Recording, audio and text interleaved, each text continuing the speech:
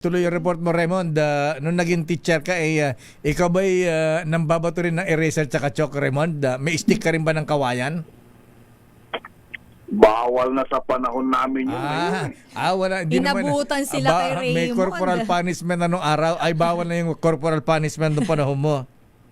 Oo, bawal na yun, Mayor. Kaya may quit yung billing ng aming principal na hanggat maaari iwasan. Pagka Siyempre, hindi na iwasan ko minsan. Siyempre. Tingin pa lang nila kay Raymond, uupo na yung estudyante eh. Paano nga ginagawa mo disiplinahin yung mga makukulit na mga bata anong time mo? Kinakausap personal, Mayor, yung paghawak mo sa kamay o kaya kahit na grupo yun na makaharap, mababa lang ang boses, pero yung hawak mo sa kamay, maigpit. madiin. Madiin. Kailangan pigil na. May parang gigil ng konti. May gigil ng konti. Ayan. Yung estilong ganon para hindi mahalata na nagagalit ka. Ayan, iparamdam mo lang.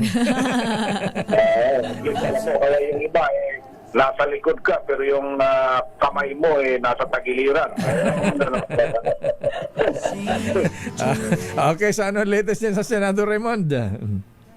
Kapwa dumating na Mayor dito yung panig ng prosecution at saka ng defense para sa nagpapatuloy na pre-trial conference sa impeachment case ni Vice President Sara Duterte.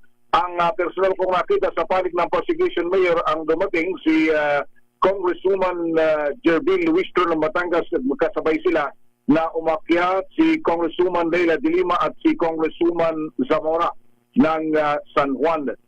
Samantalang doon sa panig ng defense ay dumating din sina Attorney Pua at yung grupo ng mga batang mga abogado na kanilang kasama. Yung laging biruan namin dito, Mayor, pag yung defense ang dala nila maleta, ang prosecution kahon, ang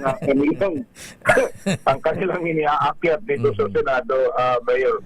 At yun at umaasa sila, Mayor, na sabi naman aminado naman si Congresswoman Luistro ng aming nakapanayam na sana ay sa kagustuhan nilang mabilisan sana na matapos yung marking of evidence, pero talagang voluminous daw yung mga dokumento, especially doon sa Article 1 na tumutukoy sa issue ng confidential funds at sa issue yung sa Article 2 naman, ito yung unexplained wealth, ay talagang napakadami daw mga dokumento. Kung minsan kahit pareho yung dokumento ng dalawa, prosecution at defense, merong maigpitang debate, kaya nangyayari kanya-kanyang marka na lang ng ebidensya, mamarkahan ng kabila, yung kanila, mamarkahan naman yung kabila, yung sarili nilang mga dokumento. Kaya tinaasahan nila, Mayor, sabi nga ni Attorney Michael Poa, abutin pa sila hanggang Huwebes para lang sa marking of evidence nitong para sa apat na articles of impeachment laban kay Vice President Sara Duterte, Mayor at LA. Ayan. Sino mas maraming mga ebidensya? Ilang maleta yan tsaka ilang kahon? Halos pareho sila, Mayor. Hindi mo rin makakali. Kasi kung minsan, at least yung kahon, kita mong mabigat na dinadala. Pero yung maleta, hindi rin natin alam kung gaano kadami yan naman. Pero pareho sila. Kasi imaginin mo, Mayor, na yung Article 1 na tumutukoy sa ito yung issue ng confidential funds. Ang sabi ni Senate Secretary Attorney Ray Bantog ay 4,000 documents. Wow. Para lang din sa Article 1. You can just imagine, sabi nga niya, yung dami ng dokumentong yun na kailangan markahan. Kaya pag makikita mo yung video na kinuha ng PRID na pinakita sa amin, Mayor, at meron tayong copy dyan. Akala mo yung bumalik tayo sa mano-manong eleksyon na nagbibigyan. Yung dami nila yung gano'n. Napakaraming nakaharap sa lamesa at lahat may hawak na papel. Wow. Siyempre, bigat yan. Biro mo, isa-isahin mo yan, di ba? Bawat page? Oo nga na, kaya napakarami, Mayor, hindi ganun pala kadali. Pero ang kagandahan nga nito, Mayor, sabi nila, at least, pagdating na sa trial proper, kumbaga, hindi mo pagdidiskusyonan kung yun ba ay nakita nila o hindi. Dahil nakita na nila, namarkahan na nga itong mga dokumento, mga ito. Ayan, okay. Sige, abangan natin kung ano ang mangyayari. At tuloy na ang impeachment trial sa July 6, Raymond. As per schedule, Mayor, tuloy na daw yung July 6 na pagsisimula ng impeachment trial laban kay Vice President Sara Duterte. Tama ba na ang usapan ni sa opening si Senate President Win Gatchalian ang magpe-preside, pero sa proper trial ay si Senator Chis? May mga proposal na ganun, Mayor, pero hanggat hindi daw naaaksyonan doon sa mismong impeachment court, ay wala pa daw final. Hanggat hindi na i-anunsyo doon sa impeachment court, Mayor. So, paano yan? Mag-aaral muna si Senate President Win Gatchalian ng tawag nito, Ano lakay? trial practice or tawag niyan. Mas maging smooth ang kanyang pagpapreside. Kailangan na maturan siya kung paano objection, Your Honor, sustain, mga ganun-ganun ba?